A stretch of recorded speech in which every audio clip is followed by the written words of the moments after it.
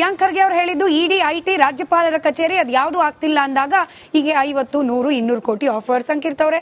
ಅಂದ್ರೆ ಯಾವುದೇ ಮೂಲಗಳನ್ನು ಕೂಡ ಬಿಡೋದಿಲ್ಲ, ಯಾವುದೇ ಮಾರ್ಗವನ್ನು ಬಿಡೋದಿಲ್ಲ, ಸರ್ಕಾರವನ್ನ ಅಸ್ಥಿರ ಮಾಡೋದೇನೆ ಬಿಜೆಪಿಯ ಒನ್ ಲೈನ್ ಅಜೆಂಡಾ ಅನ್ನೋ ರೀತಿಯಲ್ಲಿ ಇತ್ತು. ನನಗೇನು ಪ್ರಿಯಾಂಕ್ ಖರ್ಗೆ ಅವ್ರನ್ನ ನಾವು ಬಹಳ ಸೀರಿಯಸ್ ಆಗಿ ತಗೊಳ್ಬೇಕು ಅಂತ ಅನ್ಸಲ್ಲ. ಯಾಕೆಂದ್ರೆ ಅವರ ಹೇಳಿಕೆ ಅವ್ರ ತಂದೆ ಎಐಸಿಸಿ ಪ್ರೆಸಿಡೆಂಟ್ ಇದ್ದಾರೆ. ಅವರ ಬಗ್ಗೆ ನಾನು ಹೇಳ್ತೇನೆ, ವೈಯಕ್ತಿಕವಾಗಿ ನಾನು ಮಾತಾಡೋದಿಲ್ಲ. ಯಾಕೆಂದ್ರೆ ಅವರ ಒಟ್ಟು ಸರ್ಕಾರ ಬಂದಾಗಿಂದ ಅವ್ರ ಹೇಳಿಕೆಗಳು ಮತ್ತೆ ಅವರ ಆಡಳಿತ ವೈಖರಿ ಅವರ ಜಿಲ್ಲೆಯಲ್ಲಿ ನೋಡಿದ್ರೆ ನಮಗಂತೂ ಯಾವ್ದು ತಾಲೀಮ್ ಆಗ್ತಿದೆ ಅಂತ ಅನ್ಸಲ್ಲ.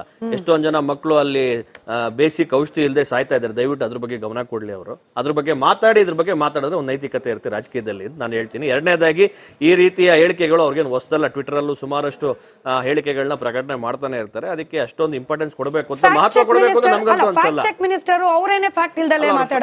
ಅಲ್ಲ ಅವ್ರು ನೋಡಿ, ಅವ್ರು ಈ ರೀತಿ ಅವ್ರು ಯಾವ ಫ್ಯಾಕ್ಟ್ ಚೆಕ್ ಅಲ್ಲ, ಸುಮಾರಷ್ಟು ವಿಷಯಗಳು ಹೇಳಿ ತುಂಬಾ ಟ್ರೋಲ್ ಆಗೋಗ್ಬಿಟ್ಟಿದ್ದಾರೆ. ನಾನು ಅದ್ರ ಬಗ್ಗೆ ವೈಯಕ್ತಿಕ ಟೀಕೆಗಳನ್ನ ನಾನು ಮಾಡಕ್ ಹೋಗೋದಿಲ್ಲ. ಎರಡನೇದಾಗಿ ಒಬ್ರು ಸಚಿವರು, ಮುಖ್ಯಮಂತ್ರಿಗಳು, ಸರ್ಕಾರ ಈ ರೀತಿ ಒಂದು ಹೇಳಿಕೆ ಕೊಡಬೇಕಾದ್ರೆ ಸರ್ಕಾರ ಆಡಳಿತ ಯಂತ್ರ ಅವ್ರ ಹತ್ರ ಇದ್ದಾಗ ತನಿಖೆ ಮಾಡಿಸ್ಬೇಕು. ಅವ್ರಿಗೆ ನಿಜವಾಗ್ಲೂ ಅವ್ರ ಹೇಳಿಕೆ ಮೇಲೆ ಒಂದು ಬದ್ಧತೆ ಇದ್ರೆ ಇದನ್ನ ತನಿಖೆಗೆ ಒಳಪಡಿಸ್ಬೇಕು. ಯಾರು ಕೊಟ್ರು, ಎಲ್ಲಿ ಕೊಟ್ರು, ಆಮೇಲೆ 50 ಕೋಟಿ ಮೊತ್ತ ಅನ್ನೋದು, ಇವತ್ತು 50 ಕೋಟಿ ಅನುದಾನ ಕೊಡಕ್ಕೆ ಅವ್ರ ಹತ್ರ ಹಣ ಇಲ್ಲ. ಬೆಂಗಳೂರಿಗೆ 10 ಕೋಟಿ ಅನುದಾನ ಕೊಟ್ಟಿ ಒಂದು ಕ್ಷೇತ್ರಕ್ಕೆ, ಅದರ ಒಂದು ಕ್ಷೇತ್ರಕ್ಕೆ ಪಾಳೆಗಾರಿಕೆ ರೀತಿಯಲ್ಲಿ ಕೊಡಬಾರ್ದು ಅಂತ ಹೇಳಿ ಜಯನಗರಕ್ಕೆ ಮೋಸ ಮಾಡಿದ್ದಾರೆ, ಜಯನಗರ ಜನತೆಗೆ ಅವಮಾನ ಮಾಡಿದ್ದಾರೆ. ಈ ರೀತಿ ಇದೆ ಸರ್ಕಾರ. ಈ ರೀತಿ ಇದ್ದಾಗ ಯಾರೋ ಒಬ್ರು ಶಾಸಕರು ತನ್ನ ರೇಟ್ ಅನ್ನ ಹರಾಜು ಹಾಕೋತಾ ಇದ್ದಾರೆ, ಅದ್ರ ಜೊತೆಗೆ ಮುಖ್ಯಮಂತ್ರಿಗಳು ಅದನ್ನ ಎಂಡೋರ್ಸ್ ಮಾಡ್ತಾ ಇದ್ದಾರೆ ಅಂತ ಇದು ನಿಜವಾಗ್ಲೂ ನಾಚಿಕೆಗೇಡಿನ ಸಂಗತಿ. ಇಡೀ ರಾಜ್ಯದ ಜನತೆ, ಇಡೀ ಕರ್ನಾಟಕದ ಜನತೆಗೆ, ಕರ್ನಾಟಕ ಜನತೆಯ ಮತದಾರರ ತೀರ್ಪಿಗೆ ಅವಮಾನ ಮಾಡಿರುವಂತ ಒಂದು ವಿಷಯ ಇದು. ಇನ್ಕ್ಲೂಡಿಂಗ್ ಸಿದ್ದರಾಮಯ್ಯನವರು, ಖರ್ಗೆ ಅವರು, ಆಮೇಲೆ ಮತ್ತೆ ಪದೇ ಮಾತಾಡ್ತಿರುವಂತ ಗಣಿಗ ರವಿ ಅವರು, ಇವರೆಲ್ಲರೂ ಕೂಡ ಒಂದು ಏನು ಮ್ಯಾಂಡೇಟ್ ಬಂದಿದೆ, ಮ್ಯಾಂಡೇಟ್ಗೆ ಅವಮಾನ ಮಾಡಿರೋ, ಪ್ರಜಾಪ್ರಭುತ್ವಕ್ಕೆ ಮಾಡಿರುವಂತ ಅವಮಾನ ಅಂತ ನಾನು ಹೇಳ್ತೀನಿ. ಈ ರೀತಿ ಎಲ್ಲ ಇರ್ಬೇಕಾದ್ರೆ ಇವ್ರಿಗೆ ನಾನು ಹೇಳ್ತಿರುವಂತದ್ದು, ಯಾರು ಬಂದು ಅವ್ರಿಗೆ ಆಫರ್ ಕೊಟ್ರು, ಯಾಕೆ ಕೊಡ್ತಾರೆ? ನಾವು ಈಗಲೂ ಅದನ್ನೇ ಹೇಳ್ತಿರೋದು. ನಾವು 66 ಸ್ಥಾನಗಳನ್ನು ತಗೊಂಡಂತ ಭಾರತೀಯ ಜನತಾ ಪಾರ್ಟಿ ವಿನಮ್ರತೆಯಿಂದ ನಾವು ವಿರೋಧ ಪಕ್ಷದ ನಾಯಕರಲ್ಲಿ ಕೂತ್ಕೊಳ್ಳಿ ಅಂತ ನಮ್ಗೆ ಮ್ಯಾಂಡೇಟ್ ಕೊಟ್ಟಿದ್ದಾರೆ. ನಾವು ಅದನ್ನು ಸ್ವೀಕಾರ ಮಾಡಿದೀವಿ. ನಮಗೆ ಆಪರೇಷನ್ ಮಾಡೋ ಅವಶ್ಯಕತೆ ಇಲ್ಲ. ಯಾಕೆಂದ್ರೆ ಇವತ್ತು ಕಾಂಗ್ರೆಸ್ ಅಲ್ಲಿ ಏನಾಗ್ಬಿಟ್ಟಿದೆ, ಅವರ ಶಾಸಕರನ್ನ ಅವ್ರ ಕೈಲಿ ಇಟ್ಕೊಳಕ್ ಆಗ್ತಾ ಇಲ್ಲ, ಅವರಿಗೆ ಅನುದಾನ ಕೊಡಕ್ ಆಗ್ತಾ ಇಲ್ಲ. ಇವಾಗ ಗ್ಯಾರಂಟಿ ಸ್ಕೀಮ್ ಅನ್ನೊಂದು ಅದನ್ನ ಹೇಳ್ಕೊಂಡೆ ಅವ್ರು ಸರ್ಕಾರಕ್ಕೆ ಬಂದ ಮೇಲೂ ಕೂಡ ಅವ್ರಿಗೆ ಸರ್ಕಾರವನ್ನ ಸರಿಯಾಗಿ ನಿಭಾಯಿಸಕ್ಕಾಗ್ತಾ ಇಲ್ಲ. ಇವತ್ತು ಆಡಳಿತ ಯಂತ್ರ ಸಂಪೂರ್ಣ ಕುಸ್ತಿದೆ. ಇವರು ಅಸಮರ್ಥ ಸರ್ಕಾರ ಆಗೋಗಿದ್ದಾರೆ.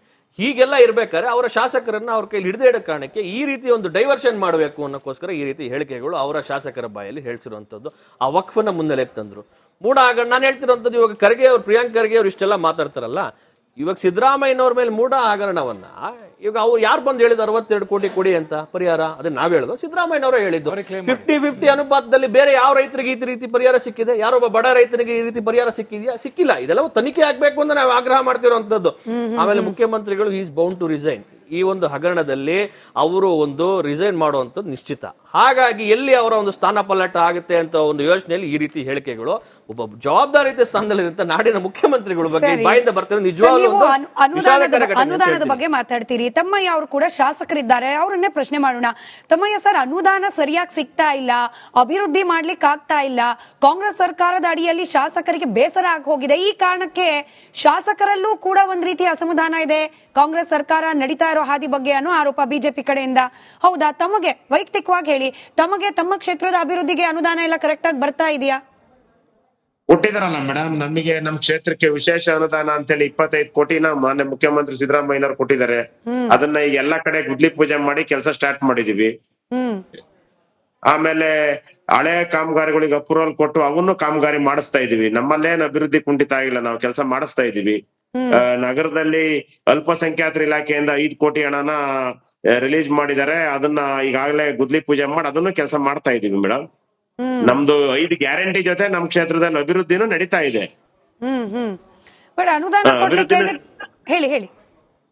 ಅಭಿವೃದ್ಧಿನೂ ನಡೀತಾ ಇದೆ. ಜನ ತುಂಬಾ ಎಕ್ಸ್ಪೆಕ್ಟ್ ಮಾಡ್ತಾ ಇದಾರೆ. ಆದ್ರೆ ಆ ಎಕ್ಸ್ಪೆಕ್ಟೇಷನ್ ಸ್ವಲ್ಪ ಕಡಿಮೆ ಇರ್ಬೋದು. ಬಿಟ್ರೆ ಮಾಮೂಲಿ ಅನುದಾನ, ಮಾಮೂಲಿ ಅಭಿವೃದ್ಧಿ ಕೆಲಸ ಏನ್ ರೊಟೀನ್ ಅಲ್ಲಿ ನಡಿಬೇಕು ಅದ್ ನಡೀತಾ ಇದಾವೆ. ನಾವೀಗಾಗಲೇ 25 ಕೋಟಿ 15 ಕೋಟಿ ಹಣನ PRD ಇಲಾಖೆ ಕೊಟ್ಟು ಗ್ರಾಮಾಂತರ ಭಾಗದಲ್ಲಿ ಗುದ್ಲಿ ಪೂಜೆ ಮಾಡಿ ಸ್ಟಾರ್ಟ್ ಮಾಡಿದೀವಿ. 5 ಕೋಟಿ ಅನುದಾನ ಅಲ್ಪಸಂಖ್ಯಾತರ ನಗರದಲ್ಲಿ ಕಾಮಗಾರಿ ಪ್ರಾರಂಭ ಮಾಡಿದೀವಿ ನಾವು. ಕೆಲ ಕ್ಷೇತ್ರಗಳಿಗೆ ಅನುದಾನದಲ್ಲೂ ಕೂಡ ತಾರತಮ್ಯ ಆಗ್ತಾ ಇದೆ. ಈ ಎಲ್ಲಾ ವಿಚಾರಗಳೇನೆ ಶಾಸಕರನ್ನು ಕೂಡ ಬಿಟ್ಟು ಹೋಗೋಣ ಅನ್ನೋ ಹಂತಕ್ಕೆ ತೆಗೆದುಕೊಂಡು ಹೋದ್ರು ಕೂಡ ಆಶ್ಚರ್ಯ ಇಲ್ಲ, ಅಂದ್ರೆ ಕಾಂಗ್ರೆಸ್ ಪಕ್ಷ ಬಿಡೋಣ ಅನ್ನೋ ಹಂತಕ್ಕೆ ತೆಗೆದುಕೊಂಡು ಹೋದ್ರು ಆಶ್ಚರ್ಯ ಇಲ್ಲ, ಈ ರೀತಿ ವಿಶ್ಲೇಷಣೆ ಬರ್ತಿದೆ ತಮ್ಮಯ್ಯ ಅವರೇ. ಇಲ್ಲ, ನಮಗೇನ್ ಆತರ ನಮಗೇನ್ ಅನ್ಸಿಲ್ಲ ಮೇಡಮ್. ನಮ್ ನಾಯಕರುಗಳು ನಮಗೆ ಗೌರವ ಕೊಟ್ಟಿದ್ದಾರೆ, ಮುಖ್ಯಮಂತ್ರಿಗಳು ಗೌರವ ಕೊಡ್ತಾ ಇದ್ದಾರೆ, ನಮಗೇನ್ ಆತರ ಅನ್ಸಿಲ್ಲ. ಈಗ ಮುಖ್ಯಮಂತ್ರಿಗಳ ಹೇಳಿಕೆಯಲ್ಲೇ ಬಂದ್ಬಿಡ್ತು 50 ಕೋಟಿ ಆಫರು 50 ಜನಕ್ಕೆ, ಆ 50 ಜನರಲ್ಲಿ ತಮ್ಮ ಹೆಸರು ಕೂಡ ಇದೆ ಅಂತ ಇನ್ನೊಬ್ರು ಯಾರೋ ಹೇಳ್ಬಿಟ್ರು. ಇದೆಲ್ಲ ನಿಮಗೂ ಕೂಡ ಒಂದ್ ರೀತಿಯಲ್ಲಿ ಅಂದ್ರೆ ನಿಮಗೆ ನಿಮ್ಮ ಮತದಾರರಿಗೆ ಮಾಡಿದ ಅವಮಾನ ಅಂತ ಹೇಳಿ ವಿಶ್ಲೇಷಣೆ ಮಾಡ್ತಿದ್ದಾರೆ. ಹೌದು ಮೇಡಮ್, ಅವ್ರು ಯಾರೋ ಮಾಡಿದ್ದಾರೆ, ಅವ್ರು ಮಾಡಿರೋ ತಪ್ಪು ಅವ್ರನ್ನ ಕೇಳ್ಬೇಕು ದೊಡ್ಡವ್ರನ್ನ. ನಾವು ನಮ್ ಕ್ಷೇತ್ರದಲ್ಲಿ ಮತದಾರರ ಜೊತೆ ಇದೀವಿ. ಈ ರೀತಿ ಪ್ರಜಾಪ್ರಭುತ್ವ ವ್ಯವಸ್ಥೆನಲ್ಲಿ ಈ ರೀತಿ ಯಾರನ್ನೋ ಒಬ್ಬರನ್ನ ಆರಾಮಾಗಿ ಅವ್ರ ಕ್ಷೇತ್ರದಲ್ಲಿ ಜನರ ನಡುವೆ ಇರೋ ಕ್ಷೇತ್ರದ ಶಾಸಕರ ಹೆಸರನ್ನ ಈ ತರ ಹೇಳಕ್ತಾರ ತಪ್ಪು ಅಂತ ನನ್ನ ಅಭಿಪ್ರಾಯ. ನಿಮ್ಮ ಮುಖ್ಯಮಂತ್ರಿಗಳಿಗೆ ಹೇಳಿ, ನಿಮ್ಮ ಮುಖ್ಯಮಂತ್ರಿಗಳಿಗೆ ಹೇಳಿ. ಅಲ್ಲ, ಮುಖ್ಯಮಂತ್ರಿಗಳು ನಮ್ಮ ಹೆಸರು ಹೇಳಿಲ್ವಲ್ಲ. ಅಲ್ಲ, ಅವ್ರ 50ರಲ್ಲಿ ನಿಮ್ಮದು ಸೇರ್ಸಿದ್ದಾರೆ, ಇನ್ನೆಂಗ್ ಬರುತ್ತೆ ಇಲ್ಲದಿದ್ರೆ? ಅಲ್ಲ, ನಮಗ್ ಗೊತ್ತಿಲ್ಲ ನೋಡಿ, ನಮಗ್ ಗೊತ್ತಿಲ್ಲದ ನಾವ್ಯಾಕೆ ನಿಮ್ ಮೇಲೆ ಆಪಾದನೆ ಮಾಡೋದು ತಪ್ಪಾಗುತ್ತದು. ರೈಟ್ ರೈಟ್ ರಾಮಕೃಷ್ಣ ಸರ್, ಈಗ ನೋಡಿ ಇಡಿ IT ಬಳಕೆ ಇದೆಲ್ಲವನ್ನ ಕೂಡ ರಾಜಕೀಯ ದುರುದ್ದೇಶಕ್ಕೋಸ್ಕರನೇ ತನಿಖಾ ಸಂಸ್ಥೆಗಳನ್ನ ಬಳಕೆ ಮಾಡ್ಕೊಳ್ತಿದ್ದಾರೆ. ಅದರಿಂದ ಬೆಂಡ್ ಆಗ್ಲಿಲ್ಲ, ಹಾಗಾಗಿ ಆಪರೇಷನ್ ಕಮಲದ ಆಫರು ಪ್ರಿಯಾಂಕ್ ಖರ್ಗೆ ಅವರು is a responsible minister for god sake. ಅವ್ರು ಹೇಳಿದಾಗ ಜನರಲ್ಲೂ ಕೂಡ ಇರ್ಬೋದೇನೋ ಅನ್ನೋ ಅನುಮಾನ ಬಂದ್ರು ಬರಬಹುದು. ಅಲ್ಲ, ಪ್ರಿಯಾಂಕ್ ಖರ್ಗೆ ಅವರು ಮಿನಿಸ್ಟರ್ ಕೆಲಸ ಮಾಡೋದು ಬಿಟ್ಟು ಉಳಿದಿದ್ದೆಲ್ಲ ಮಾಡ್ತಾ ಇರ್ತಾರೆ. ಬರೀ ಈ ತರ ಸ್ಟೇಟ್ಮೆಂಟ್ಗಳು ಕೊಡ್ತಾ ಇರ್ತಕ್ಕಂಥದ್ದು ಅನ್ನೆಸರಿ. ಅವರು ಒಂದು it looks like is become the spokesman for the party. And ಏನೋ AICC ಅಧ್ಯಕ್ಷರ ಮಗ ಆಗಿದ್ದೇನೆ ಅಂತ ಅವ್ರಿಗೊಂದು ಕೊಂಬು ಬಂದ್ಬಿಟ್ಟಿದೆ ಅನ್ಕೊಂಡ್ಬಿಟ್ಟಿದ್ದಾರೆ ಅವರು. ಆದ್ರೆ ಜನಗಳು ಅವ್ರ ಕೆಲಸ ಏನ್ ಮಾಡ್ತಾರೆ ಅದನ್ನ ನೋಡ್ತಾರೆ. ಆ ಕೆಲಸ ಮಾತ್ರ ಅವರಿಂದ ಏನೂ ಕಾಣಿಸ್ತಾ ಇಲ್ಲ. ಅವರ ಕಾನ್ಸ್ಟಿಟ್ಯೂನ್ಸಿಲಿ ಅವ್ರ ಬಗ್ಗೆ ಒಳ್ಳೆ ಅಭಿಪ್ರಾಯ ಇಲ್ಲ. ಸೊ ಮತ್ತೆ ED CBI ಇದನ್ನೆಲ್ಲ ಎಷ್ಟು ದಿನ ಅಂತ ಹೇಳ್ತಾ ಹೋಗ್ತೀರಿ ನೀವು? ನಿಮ್ಮ ಕೆಲಸ ಮಾಡ್ಕೊಂಡು ಹೋಗಿ, ಸರ್ಕಾರ ಒಳ್ಳೆ ಕೆಲಸಗಳು ಮಾಡ್ಕೊಂಡು ಹೋಗಿದ್ರೆ ಯಾರು ಅಡ್ಡ ಬರ್ತಾರೆ? ಈಗ ಒಂದ್ 2 ತಿಂಗಳಿಂದ ಶಾಸಕರು ನಿಲ್ಸಿದ್ದಾರೆ, ನಮ್ಗೆ ಅನುದಾನ ಬಂದಿಲ್ಲ ಅಂತ ಹೇಳ್ಬಿಟ್ಟು. ನಾವೇ ನೋಡಿದಂಗೆ ಸಿದ್ದರಾಮಯ್ಯನವ್ರು ಬ್ಯಾಚಸ್ ಅಲ್ಲಿ MLAಗಳನ್ನ ಕರೆದು ಇಲ್ಲ ನಿಮ್ಗೆ ಮಾಡ್ತೀವಿ ಅಂತೆಲ್ಲ ಹೇಳಿದ್ರು. ಈಗ ಬೈ ಎಲೆಕ್ಷನ್ ಆಗ್ತಾ ಇರೋದ್ರಿಂದ ಸುಮ್ಮನೆ ಇದ್ದಾರೆ, ಮೊನ್ನೆ ತನ ಮುಗಿತಷ್ಟೇ. ಸೊ ಇನ್ನು ತಿರ್ಗಾ ಶುರು ಆಗುತ್ತೆ. See, unless you keep up the administration going and ಅವರವರ ಕ್ಷೇತ್ರಗಳಲ್ಲಿ ಒಳ್ಳೆ ಕೆಲಸಗಳಾಗದೇ ಇದ್ರೆ ಶಾಸಕರ ಮೇಲೆ ಪ್ರೆಷರ್ ಇದ್ದೇ ಇರುತ್ತೆ. ನಾನು ರಾಜಗೌಡ್ರ ಅದನ್ನ ಸ್ವಲ್ಪ ಉತ್ತರ ಕೊಟ್ರು, ಬಟ್ ಸ್ಟಿಲ್ ನನಗಿರೋ ಕ್ಯೂರಿಯಾಸಿಟಿಗೆ ಸರ್, ನೋಡಿ ಅಷ್ಟು ಈಸಿ ಇಲ್ಲ. ನಾವು ಗಣಿತ ಲೆಕ್ಕಾಚಾರ ಹಾಕಿದ್ರು ಕೂಡ ಈ ಸರ್ಕಾರವನ್ನು ಬೀಳಿಸಿ ಮತ್ತೊಂದು ಸರ್ಕಾರ ರಚನೆ ಮಾಡೋದು ಶಾಸಕರ ಸಂಖ್ಯೆ ಬಲದ ಆಧಾರದ ಮೇಲೆ ಅಷ್ಟೊಂದು ಈಸಿ ಇಲ್ಲ. ಇದು ಸಿದ್ದರಾಮಯ್ಯನವ್ರಿಗೂ ಚೆನ್ನಾಗಿ ಗೊತ್ತು. ಬಟ್ ಸ್ಟಿಲ್ ಈ ರೀತಿಯ ಹೇಳಿಕೆಗಳು ಪದೇ ಪದೇ ಏನಾದ್ರೂ ಒಂದು ಸಂದೇಶ ರವಾನೆ ಮಾಡ್ಲಿಕ್ಕೆ ಪ್ರಯತ್ನ ಮಾಡ್ತಿದ್ದಾರೆ. ಯಾಕಂದ್ರೆ ಸಿಂಪ್ಲಿ ಟು ಬ್ಲೇಮ್ ದ ವಿರೋಧ ಪಕ್ಷ ಹಿಂಗ್ ಹೇಳಿದ್ರು ಅಂತ ಹೇಳಿ ನಾವು ಒಪ್ಲಿಕ್ಕೆ ಸಾಧ್ಯ ಇಲ್ಲ. ನನಗನ್ಸುತ್ತೆ ಅವರಿಗೆ ಮೂಡ ವಿಷಯದಲ್ಲಿ ಈಗ ಸ್ವಲ್ಪ ಭಯ ಬಂದಿದೆ. ಈ ಮೂಡ ಇನ್ವೆಸ್ಟಿಗೇಷನ್ ಒಂದು ಟ್ರ್ಯಾಕ್ ಅಲ್ಲಿ ಹೋಗ್ತಾ ಇದೆ.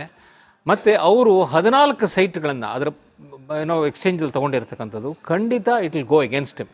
ಮತ್ತೆ 50-50 ಸ್ಕೀಮಲ್ಲಿ ತಗೊಂಡು ನಂತರ ಅವರ ಸರ್ಕಾರ ಆರ್ಡರ್ ಮಾಡುತ್ತೆ ಅದನ್ನು ಕ್ಯಾನ್ಸಲ್ ಮಾಡಿ. ಇವ್ರು ತಗೊಳ್ಳೋವರೆಗೂ ಇತ್ತದು, ಇವ್ರು ತಗೊಂಡ ಮೇಲೆ 50-50 ಸ್ಕೀಮನ್ನು ಕ್ಯಾನ್ಸಲ್ ಮಾಡ್ತಾರೆ. ಆಮೇಲೆ ಆನ್ ವಾಟ್ ಬೇಸಿಸ್ 14 ಸೈಟ್ ಕೊಟ್ಟಿದ್ದಾರೆ? ಇವರು ಸರೆಂಡರ್ ಮಾಡಿರೋದು ಎಷ್ಟು? ಅದರ ಬೆಲೆ ಎಷ್ಟು? ಅದರ ಬೆಲೆ ಏನಾದರೂ 56 ಕೋಟಿ ಇದರಲ್ಲಿ ಹೈಕೋರ್ಟ್ ರಿಪೋರ್ಟ್ನಲ್ಲಿ ಬಂದಿರೋ ಹಾಗೆ, ಅಥವಾ ಇವ್ರು ಕ್ಲೇಮ್ ಮಾಡ್ದಂಗೆ 62 ಕೋಟಿ ಏನಾದ್ರು ಇದೆಯಾ? ಅದು ಇಲ್ಲದೆ ಇದ್ರೆ it will be definitely black mark on him. ಆ ಕೇಸ್ನಲ್ಲಿ you will have to resign. So ಆ ದೃಷ್ಟಿಯಿಂದ ಬಹುಶಃ ಅವರು ಈ ರೀತಿ ಒಂದು ಡೈವರ್ಷನ್ ಟ್ಯಾಕ್ಟಿಕ್ಸ್ ಮಾಡ್ತಾ ಇದ್ದಾರೆ.